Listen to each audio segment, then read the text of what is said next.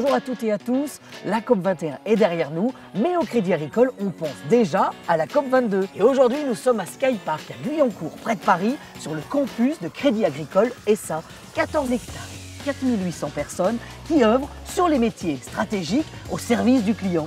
Et pour faciliter la mobilité et les déplacements tout en limitant les rejets de CO2, des vélos et des voitures électriques ont été installés et mis à disposition. Et pour nous expliquer comment tout ça fonctionne, on a rendez-vous avec Jacques Baume, responsable des relations extérieures et des animations au campus. Bonjour Jacques. Bonjour Loïc.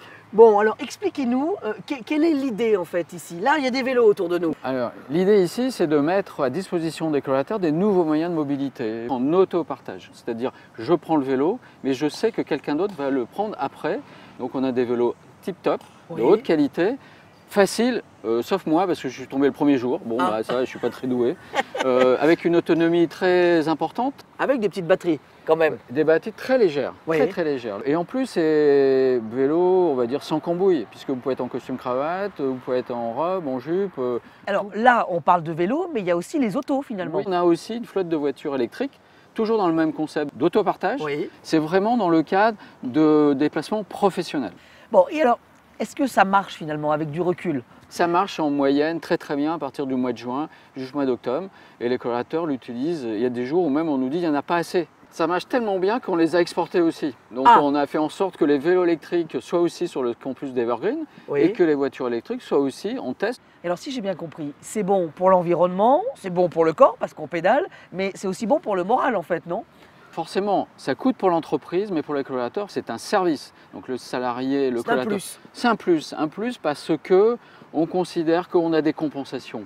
Des compensations notamment à la fois pour les voitures, c'est les indemnités kilométriques que je ne vais pas rembourser, c'est également du CO2 que j'économise et éventuellement peut-être supprimer des rotations de navettes entre les deux campus. C'est bon pour la planète, c'est bon pour le moral et puis c'est sympa de faire soit du vélo, soit des voitures électriques. Et alors là en plus, l'idée est plutôt bonne parce qu'on travaille avec des partenaires locaux. Oui, la volonté, et c'est mes fonctions de responsable des relations extérieures, c'est de travailler sur le développement économique du territoire. Que ce soit des vélos électriques, c'est une start-up du territoire qui s'appelle Colibré. Alors les voitures électriques, c'est plutôt une start-up. Hein. C'est une start-up pour demain parce que c'est Renault, Nissan et la voiture électrique, donc parce qu'on travaille avec une de leurs filiales qui s'appelle Glide. Et alors là, ça veut dire qu'à la fin du reportage, là, je peux partir en vélo ou pas? Oui, mais à une condition, il faut d'abord passer à la case DRH pour prendre un contrat Crédit Agricole SA. Bon, eh bien merci Jacques. En attendant, nous on va rentrer à pied, puis on se retrouve très vite au sein du groupe pour découvrir une nouvelle initiative pour la planète.